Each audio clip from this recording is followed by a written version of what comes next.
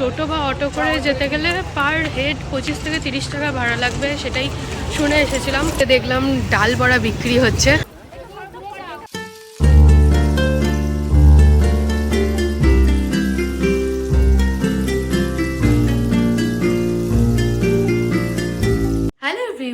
Good morning, welcome back to another new blog, another new day. চলো শুরু করা যাক আরও একটা নতুন ব্লগ। তো এখন বাজছে অলমোস্ট 7:30। আমরা জাস্ট 1 ঘন্টা আগেই উঠেছি ঘুম থেকে, কারণ আজকে আমাদের একটা প্ল্যানিং আছে। প্রথমত আজ সানডে, আর তারপরে আজকে আমরা সবাই মিলে যাচ্ছি ব্যারাকপুরে। ব্যারাকপুর নামটা শুনে তো তোমরা বুঝতেই পারছো যে আমরা কী জন্য যাব। অনেক দিনের ইচ্ছে ছিল দাদা বৌদির বিরিয়ানি খেতে যাওয়ার। ফাইনালি আজকে সেই প্ল্যান সাকসেসফুল হচ্ছে। তো আমাদের এখান থেকে মানে বর্ধমান থেকে ব্যারাকপুর যাওয়াটা একটু ভজঘট রয়েছে, সোজা রাস্তা তো একদমই নয়। তাই যাব বললেই যাওয়া হয় না, যেতে গেলে একটুখানি প্ল্যান করতেই হবে আর তারপরে যেতে হবে। তো ভাবলাম ব্যারাকপুর যখন যাচ্ছি ওখানে একটা মন্দির আছে, অন্নপূর্ণার মন্দির। তো ভাবলাম অন্নপূর্ণার মন্দিরেও একটু ঘুরে নেবো। মঙ্গল পাণ্ডে পার্কও আছে, মোস্ট প্রবাবলি আমরা পার্কে যাব না, মন্দিরটাতেই যাব। এনিওয়েজ এখনই সব বকবক করে ফেলছি। আজকে সারা দিনটা তোমাদের সাথে ব্লগের মাধ্যমে শেয়ার করব কি করছি না করছি, অ্যান্ড দাদা বৌদির বিরিয়ানি খেতে কেমন লাগলো ডেফিনেটলি সেই রিভিউটাও তোমাদের সাথে শেয়ার করব। তো চলো ব্লগটা 7:30 থেকে শুরু করলাম, স্কিপ না করে দেখতে থাকো। আই হোপ কি এই ব্লগটা দেখতে তোমাদের খুব খুব ভালো লাগবে। 8:10 বাজছে, তো আমরা বেরিয়ে পড়েছি। 8:46-এ গ্যালোপিন আছে বর্ধমান টু শ্রীরামপুর। তো আমাদের গ্যালোপিনটা ধরারই ইচ্ছা আছে, তো দেখা যাক কি হয় না হয়। বাপি রেডিও শুনছিল, তো মা বললো যে আজকে অনেক ট্রেন ক্যান্সেল আছে। তো ও কিছুক্ষণ আগে ওয়্যার ইজ মাই ট্রেন যে অ্যাপটা আছে ওখানে চেক করলো, তো ওখানে গ্যালোপিনটা ক্যান্সেল তো দেখায়নি। আর দেখা যাক কি, আমাদের এখানে গণবিবাহ আছে, তাই জন্যে মাঠে এত লোক জড়ো হয়েছে। 125 জোড়া বিয়ে হবে একসাথে এই যে এই ঘরটাতে। এখানে সব কনেদেরকে রেডি করা হয়, এখানে গায়ে হলুদ হবে, মোস্ট প্রবাবলি গায়ে হলুদ হয়েও গেছে। এই যে গোল কোটে সবাই দাঁড়িয়ে আছে, এই জায়গাটাতে গায়ে হলুদ হয়, বিয়ের সব নিয়ম কানুন হয়। তো আমরা স্টেশনের কাছাকাছি চলে এসেছি। জয় বাইকটা রাখলো স্ট্যান্ডে, এখন হেঁটে হেঁটে যাচ্ছি। আর হয়তো 2-3 মিনিটের মধ্যে আমরা স্টেশন পৌঁছেও যাব। Are you excited? খালি এরকমই করে। স্টেশনে সবজি বাজার বসেছে, সব ফ্রেশ ফ্রেশ সবজি বিক্রি হচ্ছে। স্টেশনে না বিশাল বড় বাজার বসে। আমরা একবার এসছিলাম দুপুরের দিক করে, তো ওই প্রজেক্টের জন্য এসছিলাম, ব্লগও করেছিলাম, ব্লগটা দেওয়া আছে চ্যানেলে। সবজি দেখতেই কত সুন্দর লাগে, দেখলেই মনে হয় কিনে নিই। দেখো পুরো সবুজই সবুজ। আমাদের টিকিট কাটা হয়ে গেছে 8:46-এ গ্যালোপিন বর্ধমান টু শ্রীরামপুর। তো আমরা যাওয়ার আর আসার টিকিট একসাথেই কেটে নিয়েছি, এখনও ওয়েট করছি। এখনও 5-7 মিনিট মতো দেরি আছে ট্রেন আসতে। 3 নম্বর প্ল্যাটফর্মে চলে এসেছি, বর্ধমান টু হাওড়া সুপার। এটা ছেড়ে গেলেই 3 নম্বর প্ল্যাটফর্মেই মেন লোকালটা চলে আসবে। বাড়ি থেকে তো তেমন কিছু খেয়ে বেরোয়নি, ট্রেনে ওঠার সাথে সাথেই মনটা করে কিছু খাই, তাই ঝালমুড়ি নিয়ে নিলাম। 11টা বাজছে, তো আমরা শ্রীরামপুরে নেমে গেছি। তো এবারে যাব অন্নপূর্ণার মন্দিরে। দিদিদের বেরোনোর কথা ছিল অ্যারাউন্ড 9:30, বাট ওদের কিছু প্রবলেম হয়ে গেছে, তাই ওরা 1 ঘন্টা লেটে বেরিয়েছে। বাট ওদের আসতে তো বেশি সময় লাগবে না। লঞ্চ ঘাটে যাচ্ছি, লঞ্চ পেরিয়ে যাব ব্যারাকপুর। তা আমরা বাঁদিকে তো এখন যাচ্ছি লঞ্চ ঘাটে। এখানকার লোকাল দোকানদারকে জিজ্ঞাসা করে করে যাচ্ছি, বিকজ আমাদের দুজনেরই ফার্স্ট টাইম। তো আমাদের হাতে এখন অনেক টাইম আছে, আরামসে আমরা যেতে পারবো। রাস্তায় যেতে যেতে দেখলাম ডাল বড়া বিক্রি হচ্ছে, 100 গ্রামের দাম 25 টাকা। তো এখান থেকে একটু ডাল বড়া নিচ্ছি। আমরা এসে টিকিট কাটলাম, আর দেখো এই জাস্ট লঞ্চও এসে পৌঁছালো।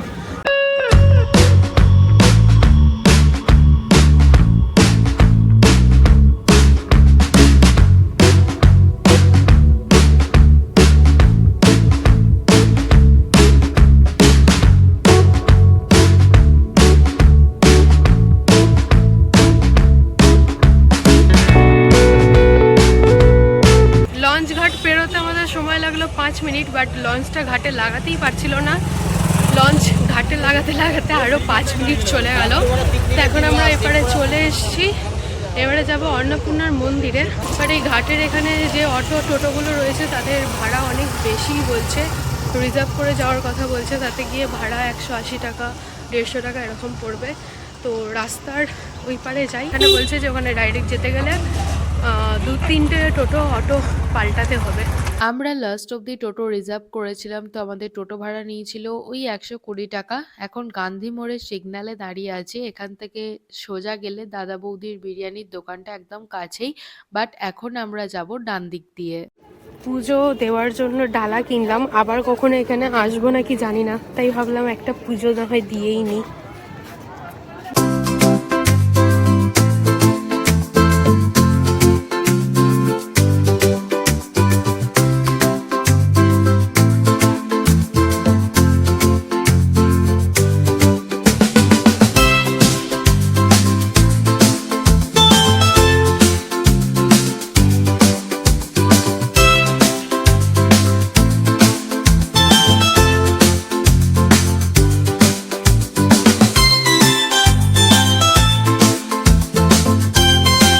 মন্দিরে পুজো দেওয়া হয়ে গেছে, এখন যাচ্ছি গঙ্গার ঘাটের দিকে।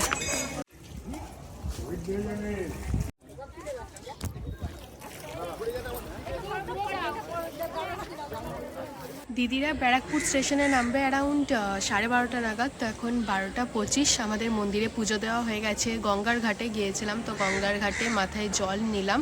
এখানে ভিডিও করতে যাইনি, ফটো তুলতে গেলাম ঠাকুরের, বাট ওনারা বললেন যে ফটো তোলা যাবে না, তাই আর তুলিনি। তো এখন নাট মন্দিরটাতে বসে আছি। তো যেটা বলার জন্য ভিডিওটা অন করলাম, লঞ্চ ঘাট থেকে অন্নপূর্ণা মন্দিরের ডিস্টেন্স ওই 5 কিলোমিটার মতো। তো ওখানে লঞ্চ ঘাটের আশেপাশে যে টোটো অটোগুলো আছে তার ভাড়া বলছে 180 টাকা 150 টাকা, তো তার কমে হবে না। মোদ্দার কথা হচ্ছে টোটো রিজার্ভ করে এখানে আসতে হবে, আদারওয়াইজ মানে পাটেও আসা যাবে, বাট 3টে টোটো চেঞ্জ করতে হবে, সেক্ষেত্রেও ভাড়া একই পড়ে যাবে। তাই আমরা টোটো রিজার্ভ করেই আসলাম, কিন্তু লঞ্চ ঘাটের আশেপাশে যে টোটো অটোগুলো আছে সেটা করে আসিনি, আরেকটুখানি এগিয়ে এসে মেন রোডের উপর থেকে টোটো ধরলাম। তো একজন দাদা বলল যে 120 টাকা দিন, তো আমি অন্নপূর্ণা মন্দিরে নামিয়ে দেবো। এখান থেকে ব্যারাকপুর স্টেশন 2 কিলোমিটার রাস্তা, তো দিদিদের আসতে এখনও অনেকটাই সময় লাগবে। কিন্তু মানে এরকম হয় জানো তো, কিছু জিনিস তুমি যখন শুনছো সেটা একরকম, বাট যখন তুমি নিজে এক্সপিরিয়েন্স করবে সেই জিনিসটার মধ্যে অনেকটাই ডিফারেন্স থাকে। তো কোনো জিনিস শোনার চাইতে নিজে এক্সপিরিয়েন্স করা অনেক বেটার, এটা আমি অল টাইম বিলিভ করে আসেন, আজকেও সেই জিনিসটা প্রুভ হলো।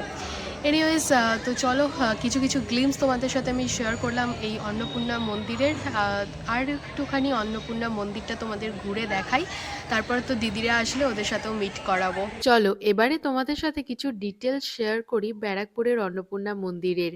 মন্দিরে ঢুকতেই সামনেই রয়েছে জগদম্বা দেবীর এই স্ট্যাচুটা। মন্দিরটা প্রতিষ্ঠিত হয়েছে 1875 সালে। রানী রাসমণির কনিষ্ঠ কন্যা জগদম্বা দেবী এই মন্দিরটি প্রতিষ্ঠিত করেন এবং মন্দিরটি উদ্বোধন করেন স্বয়ং শ্রী রামকৃষ্ণ। অন্নপূর্ণা মন্দিরটা বানানো হয়েছে দক্ষিণেশ্বরের আদলে। দক্ষিণেশ্বরে যেমন 12টা শিবলিঙ্গের মন্দির আছে, এখানে ঠিক তেমনই 3টে 6টা শিবলিঙ্গের মন্দির আছে। এই মন্দিরটাকে কিন্তু মিনি দক্ষিণেশ্বরও বলা যেতে পারে। এখন আমরা ঘুরছি নাট মন্দির দিয়ে। এই নাট মন্দিরে বহুরূপী মুভিটার ক্লাইম্যাক্স শুট হয়েছে। মন্দিরের ওপেনিং টাইম হলো ভোর 5টা থেকে দুপুর 1:30, বিকেল 4টে থেকে সন্ধে 8টা। এখানে নিয়মিত ভোগ দেওয়া হয়, দেখো ভোগের কত বড় লাইন পড়েছে। ভোগের টিকিট মূল্য হলো 120 টাকা। এরই অপোজিটে রয়েছে শিব মন্দিরগুলো, এইদিকে 3টে, এর ঠিক পাশেই রয়েছে আরো 3টে। ডান দিক দিয়ে যে রাস্তাটা চলে যাচ্ছে এইদিকে রয়েছে গঙ্গার ঘাট, যেই ঘাটে আমরা কিছুক্ষণ আগেই গিয়েছিলাম। মন্দির চত্বরে রয়েছে প্রচুর রুম, প্রত্যেকটা রুমে নাম্বারিং করা আছে। ইভেন হ্যাঁ, এখানে ধ্যান ঘরও রয়েছে। জগদম্বা দেবীর বংশধর যারা এই মন্দিরে দেখাশোনা করেন ওনারাই থাকেন ওই রুমগুলোতে। বাঁদর খেলা দেখানো হচ্ছে, সবার গায়ে উঠে যাচ্ছে, বাট আমার তো এসব দেখলেই ভয় লাগে। শ্রী শ্রী কেদারেশ্বর, শ্রী শ্রী কৈলাসেশ্বর, শ্রী শ্রী কপিলেশ্বর, শ্রী শ্রী কল্যাণেশ্বর, শ্রী শ্রী কাম্বেশ্বর, শ্রী শ্রী কিন্নরেশ্বর। দিদিরা চলে এসছে, দিদি, সোনু আর জামাইবাবু ছুটছে। হ্যাঁ রে, কোলে উঠে পড়, কোলে উঠে পড়। হ্যালো, কোলে করো। হ্যাঁ,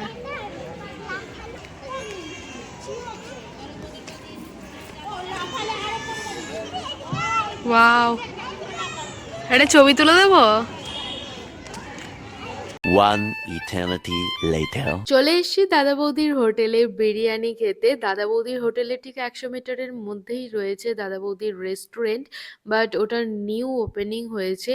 দাদা বৌদির হোটেলটাই হলো অনেক অনেক অনেক বছরের পুরোনো, আর যেটা সব থেকে বেশি ফেমাস। ফার্স্টে ভেবেছিলাম যারা প্যাকিং করে বাড়ি নিয়ে যাবে হয়তো এই লাইনটা তার জন্য পড়েছে, পরে জানতে পারলাম যে না, রেস্টুরেন্ট পুরো ফুল আছে। তো ওয়েটিংয়ে আছে এত মানুষজন। তবে হ্যাঁ, আমাদের কপাল ভালো ছিল যে আমাদের 1 মিনিটও ওয়েটিংয়ে দাঁড়াতে হয়নি, কারণ আমরা জাস্ট দাঁড়ালাম, তারপরেই 5 জনের একটা রিকোয়ারমেন্ট ছিল, তো সেখানেই আমরা চান্স পেয়ে গেছিলাম।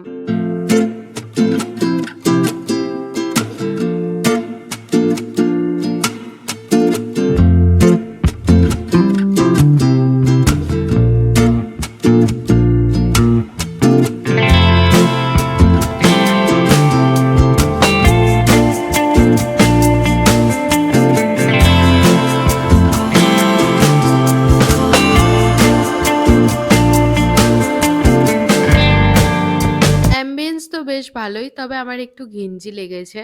তো আমরা খাবার অর্ডার দিয়ে ওয়েট করছিলাম। ফার্স্টেই গ্রিন স্যালাড আর গ্রিন চাটনি চলে এসছে, তারপর স্টার্টারে এলো ফিশ ফ্রাই।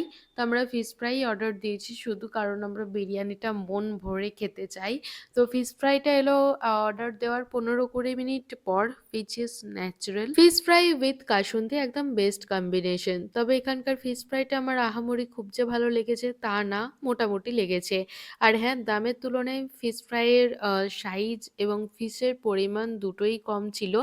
এর আগে 2 জায়গায় আমি ফিশ ফ্রাই খেয়েছি কলকাতাতে, সেই অ্যাকর্ডিং কথাটা আমি বললাম। সোনু বিরিয়ানি একদম পছন্দ করে না, তাই ওর জন্য হাক্কা নুডলস অর্ডার করা হয়েছে। হাক্কা নুডলসটা ভালোই ছিল, যেরকম আর কি হাক্কা নুডলসের টেস্ট হয় একদম সেই রকমই। 1 প্লেট অর্ডার করা হয়েছিল ওর জন্য মিক্সড হাক্কা নুডলস, বাট ও তো আর 1 প্লেট খেতে পারবে না, তাই আমরা সবাই টেস্ট করছিলাম। বেশ ভালোই ছিল খেতে। এবারে আসি আসল কথাতে। ফিশ ফ্রাইটা কমপ্লিট করার বেশ কিছুক্ষণ পর শুনুন নুডলসটা এলো। তারপর প্রায় আধ ঘন্টা হয়ে গেছে, বাট তখনও অবধি আমাদের জন্য বিরিয়ানি আসেনি। তো আমরা 2-3 বার ওনাদের নক করলাম যে এত দেরি কেন হচ্ছে।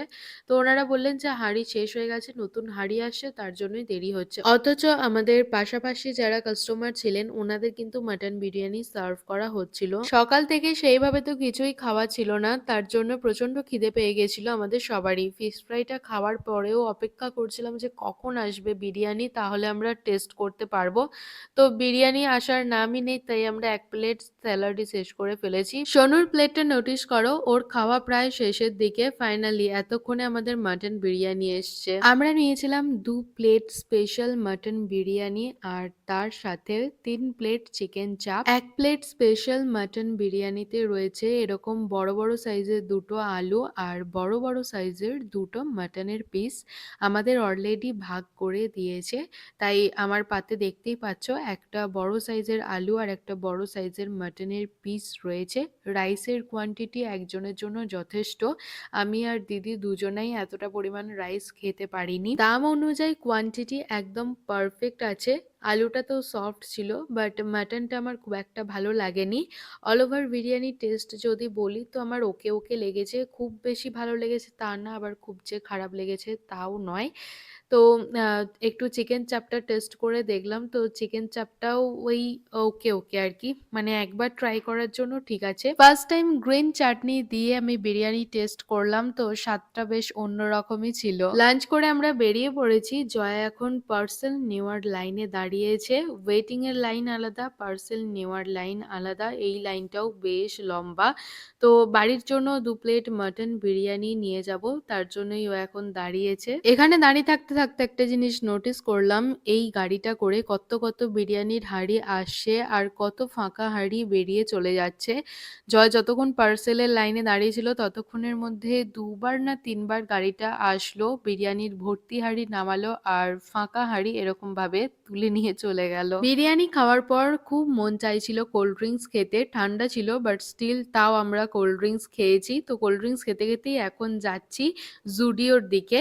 দাদা বৌদির বিরিয়ানি হোটেলের পাশেই ভাবতাম জুডিওটা, পাশে মানে একদম পাশে ভাবতাম, বাট একদম পাশে তো না, ওই 1 থেকে 1.5 কিলোমিটার মতো হেঁটে যেতে হবে। তো আমারই মেন ইচ্ছে ছিল জুডিওতে আসার, কারণ ফোনে এত দেখেছি জুডিও জুডিও স্পেশালি এখানে সস্তায় জিনিসপত্র পাওয়া যায়, এর জন্যই আরও আসার ইচ্ছে ছিল। আসবো মানেই যে কিনতে হবে তা না, একটু কালেকশন দেখতেও তো ইচ্ছা করে, তাই না বলো? তার জন্যই আরও ইচ্ছা ছিল। তো আমাদের ওখানে জুডিও নেই, ভেবে রেখেছিলাম যে যদি কখনো ব্যারাকপুরে যাই দাদা বৌদির বিরিয়ানি খেতে তাহলে ডেফিনেটলি জুডিওতে যাব। তো ওখান থেকে বেরিয়েই চলে এলাম জুডিওতে। ওরা বাইরে বসে আছে, আমি আর দিদি এসছি ভিতরে। এখানে স্লিপারগুলো দারুণ ছিল, মানে খুব ট্রেন্ডি আর দেখতে ভীষণ সুন্দর। আমার তো কিনতেও ইচ্ছে করছিল বাট না, কিনিনি। তবে হ্যাঁ, জুডিওতে গেছি, স্মৃতি হিসেবে কিছু নিয়ে আসবো না তা তো হতে পারে না, তাই ক্লিপ কিনেছি আমি কিছু। আর এই লিপস্টিকগুলোও বেশ ভালো ছিল। হাতে টাইম কম ছিল কারণ আমরা ফেরার জন্য ট্রেন ধরবো, তো তার জন্য একটুখানি তাড়াহুড়োর মধ্যে ছিলাম। ওই কতক্ষণ হবে, 20-25 মিনিট হবে হয়তো আমরা জুডিওর একদম উপর নিচ কোনো রকমে আর কি সব কিছু একটা ওভারলুক দিয়ে র্যান্ডাম একটুখানি ঘুরে ফিরে চলে এসছি।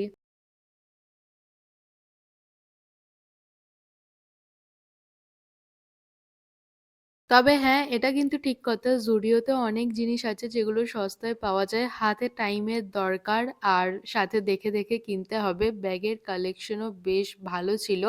আর তারপর এই যে এই ক্লিপগুলো দেখতে এসছিলাম, তো এখান থেকেই আমি 2 রকমের ক্লিপ নিয়েছি। শর্টস অনেকদিন আগেই আপলোড করে দিয়েছি, ইভেন হ্যাঁ ফেসবুক রিলসও পোস্ট করে দিয়েছি। আই হোপ কি তোমরা দেখেই নিয়েছো জুডিও থেকে আমি কোন কোন ডিজাইনের ক্লিপগুলো কিনেছি। ওই 5:30 নাগাদ আমাদের ট্রেন আছে, ওই ট্রেনটা যদি না ধরতে পারি তাহলে সন্ধে হয়ে যাবে, তো একটু অসুবিধাই হয়ে যাবে। তাই আমরা এখন চেপে পড়লাম টোটোতে, টোটো করে যাচ্ছি ফেরিঘাটে। ফেরিঘাট থেকে লঞ্চ ধরে ওই পারে যাব। আমরা তো বর্ধমান যাব, তাই আমাদের রাস্তা আলাদা, আর দিদিরা কলকাতায় ফিরবে তো দিদিদের রাস্তা আলাদা। মানে এতক্ষণ একসাথে ঘুরলাম বাট বাড়ি যাওয়ার রাস্তাটা একদম এদিক আর ওদিক হয়ে যাবে। এর মধ্যেই বলে রাখি এটাই আমার 2024-এ বানানো লাস্ট ভিডিও, যেটা আমার কাছে ছিল। 15ই ডিসেম্বর বানিয়েছিলাম মোস্ট প্রবাবলি। তো কোনো না কোনো কারণে এটা আমার আপলোড করা হয়নি। ফাইনালি এটা আজকে আপলোড করছি। তো এরপরে আসবে আন্দামানের সমস্ত সিরিজ, যেগুলো আমি তোমাদের সাথে শেয়ার করার জন্য অনেক বেশি এক্সাইটেড। এনিওয়েজ, আন্দামানের ব্লগগুলো দেখার জন্য অবশ্যই চ্যানেলটাকে সাবস্ক্রাইব করে নিও, আর যদি ফেসবুক থেকে দেখে থাকো তাহলে প্লিজ পেজটা ফলো করে দিও। চলো এদিকে লাইন, এদিকে লাইন। আমরা নামলাম তখন এদিক দিয়ে আসলাম তো।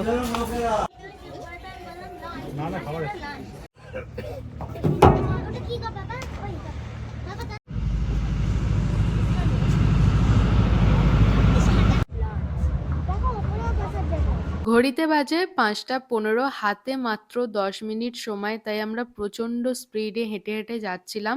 মানে লিটারালি কেউ কারোর সাথে কথা বলছিলাম না, কারণ আর 10 মিনিট পরেই ট্রেন আছে। ওই ট্রেনটা যদি না ধরতে পারি তাহলে তো খুবই অসুবিধার মধ্যে পড়ে যাব। যাই হোক, তো লাস্টে ছুটে ছুটে গিয়ে হলেও আমরা ট্রেনটা পেয়েছিলাম। কিন্তু ট্রেনে ওঠার পর পুরো চ্যাপ্টাচেপ্টি হয়ে যাওয়ার মতো অবস্থা, বসা তো দূরের কথা, দাঁড়ানোর মতো জায়গা ছিল না, ট্রেনে এত ভিড়। তো সেদিনে প্রচুর ট্রেন ক্যান্সেল ছিল, যার জন্য এই মেন লাইনের ট্রেনেতে এত ভিড় হয়েছিল।